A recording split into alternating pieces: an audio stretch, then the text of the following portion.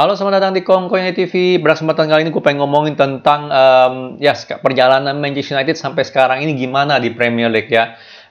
Setelah kemarin seri lawan Watford, gue rasa penting untuk melihat kembali lah ya posisi kita di Premier League. Sebelum itu gue mau memberikan update dulu dari Romano. Sebenarnya sih bukan update sih ya, lebih ke arah berita daur ulang ya. Lingard is expected ya dia bakal meninggalkan Manchester United lah, free agent ya. Padahal di Januari pun dia udah mau meninggalkan Manchester United, tapi nggak dilepas sama MU ya, karena Greenwood lah gitu kan ya, karena masalah Greenwood ya. Cavani juga bakal keluar di Juli nanti ya. Jadi dua orang itu kita udah tahu semua. Dia ada ngomongin juga lah soal kontrak siapa namanya si Elanga ya sampai 2026, dan juga De Gea masih happy lah di Manchester United ya. Ya jelas lah dia kan kiper termahal dengan gaji termahal kita gitu kan, menang gaya. Dan yang gue nggak ngerti dari Romano adalah dia nggak pernah bisa kasih update yang 100% gitu loh, 100% untuk Pogba ya. Situasi Pogba seperti apa, gimana kemungkinannya apa, dia nggak bisa kasih. Gue bertanya-tanya nih, apakah dia nggak ada hubungan khusus dengan Mino Raiola, atau emang dia nggak bisa ngomongin sekarang ini? Ya ini pertanyaan gue ya. Jadi kenapa dia nggak pernah kasih? Kalau dia kasih kan selalu ngambang. Oh dia profesional, dia belum mutusin, belum tahu apa itu. Selalu kan ya, selalu yang standar-standar, yang general-general yang kita udah tahu gitu kan, benar nggak? Cuman dia nggak bisa pinpoint, oh iya nih Pogba udah bakal keluar gitu kan, menurut sumbernya dia atau gimana kan. Berarti kan gue bertanya-tanya gitu, kenapa untuk Pogba dia nggak bisa kasih update sama sekali gitu kan, benar nggak ya? Jadi menurut gue sih ada dua itu kemungkinan, antara dia nggak kenal atau nggak dekat sama Raiola atau sumbernya Raiola atau gimana ya.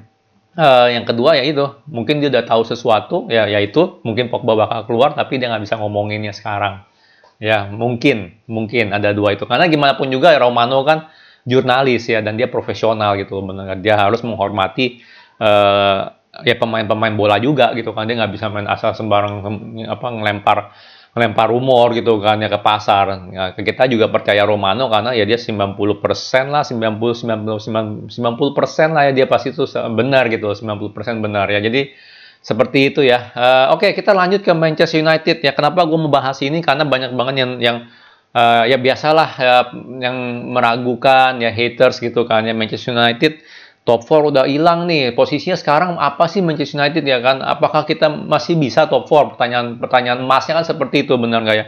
Ya kan, apakah masih bisa top 4? Pertanyaannya kan. Jangan-jangan kita sekarang ini udah nggak racing top 4 lagi gitu. Jangan-jangan kita race apa tuh liga yang barunya UEFA, gue lupa. Conference League ya, Conference League. Jangan-jangan kita masuk Conference League nih. Top 6 aja kagak ya kan. Seperti itulah ya. Jadi jelas bulan ini nggak bakal gampang ya, bahkan sampai bulan depan juga nggak gitu gampang fixture-nya ya. Kita bakal ketemu Man City di awal bulan, di 6 Maret ya. Terus kita ketemu Tottenham ya, 6 Maret ini, minggu ini ya, by the way ya, hari Minggu ini. Terus kita ketemu Tottenham ya. Terus lalu kita Atletico, itu kan Champions League tapi mengaruh banget karena nextnya kita di Premier League ketemu Liverpool ya, ketemu Liverpool.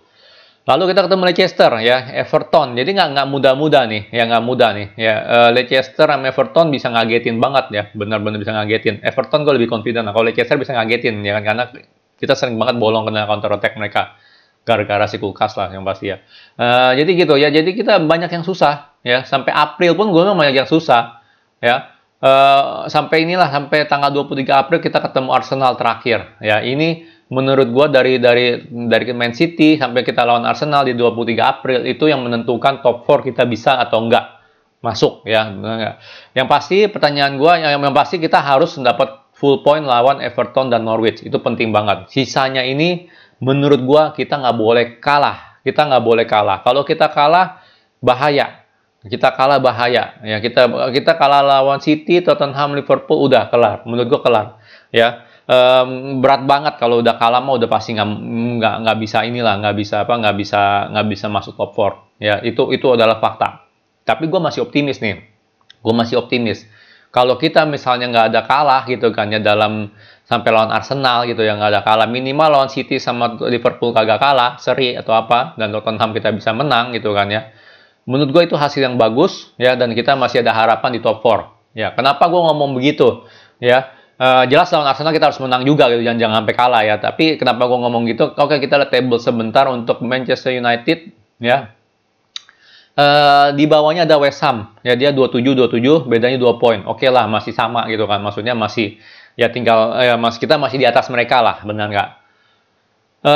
Arsenal dia baru 24 kali main, berarti dia kurang 3 game ya, nilainya 45 ya. Secara virtual kalau dia menangin 3 game itu berarti 3 kali 3 9, berarti nilai dia adalah 54 ya. Dia bahkan 54 loh, di atas Chelsea dia loh. Enggak juga, Chelsea baru 25 kali main juga ya. Jadi Chelsea baru 25 kali main juga. Jadi ya dia di atas kita lah yang pasti, benar nggak? 54. Terus Tottenham 25 kali main, poinnya 42 ya. Jadi kalau dia 2 kali menang secara virtual, dia jadi nilainya 48, di atas kita 1 poin. 1 poin masih nggak masalah menurut gue. Masih bisa kita kejar lah siapa yang nggak konsisten atau gimana ya. Kalau Wolverhampton udah jauh lah, udah beda ya, udah beda. Jadi paling mengkhawatirkan cuma Arsenal ya, yang bisa kalau dia secara virtual bisa menang, langsung geser kita dari top 4. Langsung geser dari top 4 dan kita masuk ke battle top 6 lah, ataupun Europa League ataupun Conference League lah, liga apa itulah gua nggak tahu ya, nggak ada yang ngikutin juga kan ya. Ada sih nggak ngikutin Conference League, gue sih juga nggak ngikutin sih jujur aja, itu liga apaan, siapa yang masih di situ ya gue nggak tahu gitu ya. Europa League aja tuh udah kayaknya nggak ditanggap setengah mata gitu, benar nggak, apalagi Conference League ya. Ibaratnya itulah apa sih yang baru dimenangin Chelsea itu Piala Dunia lah, apalah Piala Dunia antar klub. Nobody watch that gitu loh, nggak ada yang nonton itu gitu. Orang kalau milih juga nggak mau berada di kompetisi kayak begituan, benar nggak ya. Conference League pun gue juga sama pendapat gue, untuk selevel Chelsea atau selevel kita lah Manchester United itu buat apa berada di Conference League, benar nggak? Ya Europa League ya udahlah mau ngomong apa gitu kan, tapi kalau Conference League itu apa gitu loh. Ya, jadi gitulah, semoga aja itu amit-amit enggak ya. Jadi sekarang ini balik lagi, Arsenal itu kompetitor utama kita untuk masuk top 4 sekarang ini ya. West Ham jelas masih bisa juga lah nyodok atau apa ya, tapi secara virtual dia yang di top 4 ya. Tapi ini ada tapinya ya. Kita lihat Arsenal match selanjutnya ya.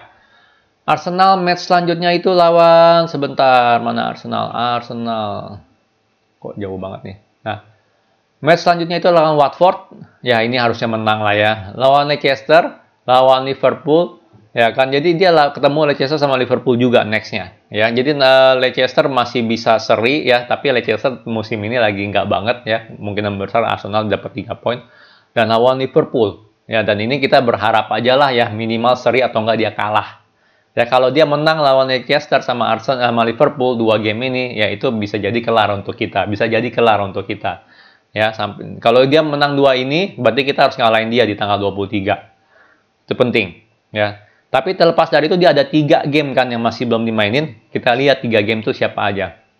Lawan Chelsea, lawan Chelsea. Nggak mudah. Ya, bahkan gue bilang ya harusnya dia kalah lah Arsenal lawan Chelsea. Ya. Nextnya lawan Tottenham, nggak mudah juga. Ya, walaupun Tottenham masih nge-rebuild, under Conte segala macem, jelas ya dia bisa menang lawan City, dia bisa juga kalah lawan yang curut gitu. Jadi belum tentu kalah juga lawan tim besar untuk Tottenham ataupun Conte. Ya, jadi nextnya ini dia juga duanya ini yang virtual, kemenangan virtual dia itu sebenarnya lawan yang cukup susah, bukan lawan yang ece-ece gitu loh, bener nggak? Ya kalau lawan yang ece-ece ya udahlah, kita wah berat nih ngarepin keajaiban doang nih untuk kita bisa masuk tetap di top 4. Faktanya adalah seperti itu. Jadi 2 game yang ini ya, 3 game ya, 2 dari 3 game ini dia lawan yang susah. 1 game lagi gue nggak tahu lawan siapa ya dia. Nggak ada yang tulisan postpone lagi nih di sini nih. Di jadwal dia nih. Ya 1 game lagi gue nggak tahu dia lawan siapa. Mungkin kalau kalian tahu boleh di komen kali ya. Arsenal ketemu siapa sih 3 klub ini gitu nah.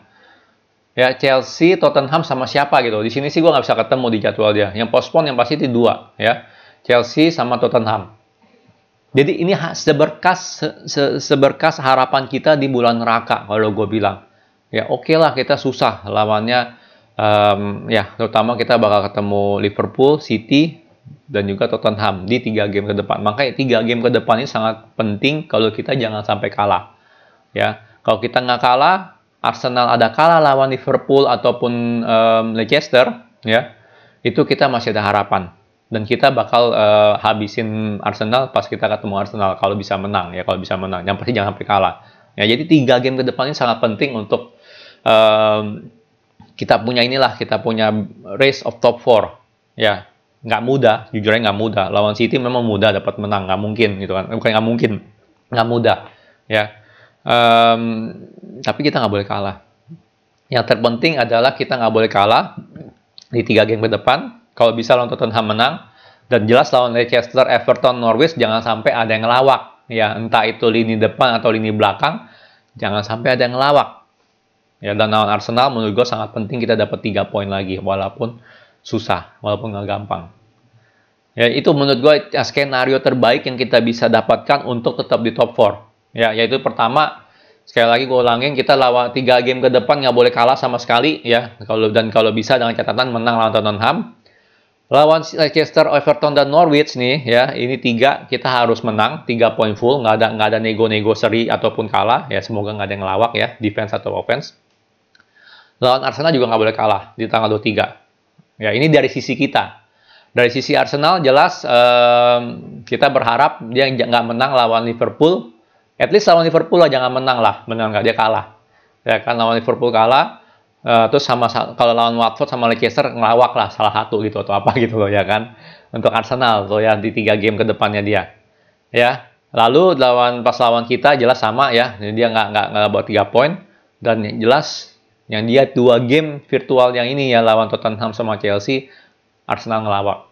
Itu aja harapan kita untuk tetap di top 4 ya. Tapi kalau kita melakukan tugas kita dengan baik gitu kan, yang gue bilang 3 poin ini, menurut gue sih kita masih ada chance di top 4 ya, karena gue yakin lawan Chelsea nggak bakal gampang untuk Arsenal, dan lawan Tottenham nggak bakal gampang untuk Arsenal ya. Lawan Tottenham jelas karena Conte di belakangnya ya, bukan karena pemain-pemainnya ya. Kita lihat Harry Kane juga udah nggak ngecun lagi, bener nggak nunggu musim ini.